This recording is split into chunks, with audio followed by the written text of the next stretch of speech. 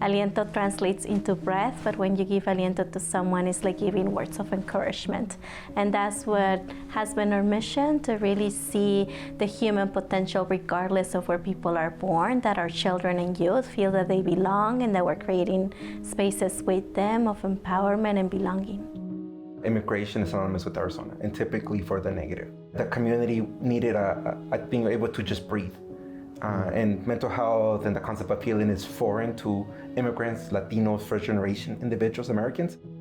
And that's what the concept of Aliento was. How do we bring those resources that ultimately only wealthy, upper middle class individuals have access to, but can we bring it to our community in a way that is culturally responsive so they can understand? We bring together children, parents, grandparents in a multi-traditional setting.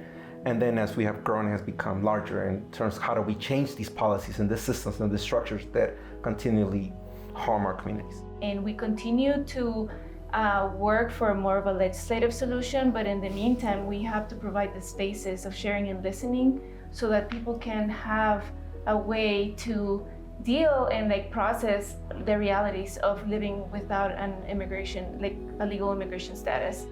Since the second I first met Jose Patiño, that's how I got involved.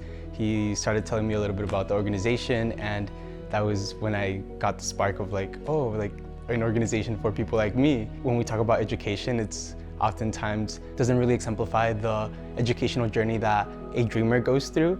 So this was an organization that really understood what that path was like. I was a participant in a lot of Aliento's leadership development programs.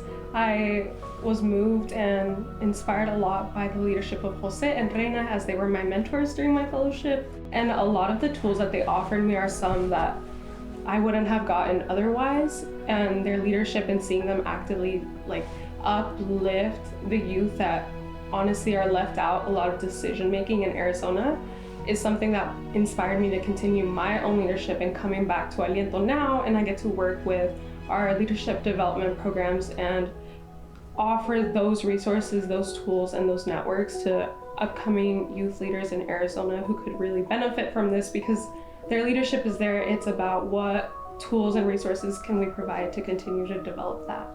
Many of us are not that young anymore. So we need people to, take our places, please. No, but in reality, it's just, that we are going to become the majority in the state, and we know what we need. So who else to lead if not our community? When you become that leader, when you are at that seat of the table, you have that responsibility to look behind for the people that are coming after you.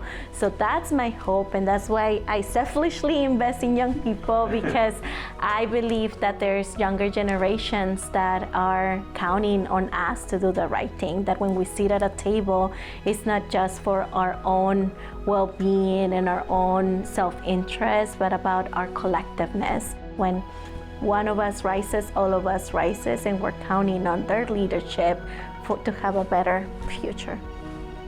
Thank you.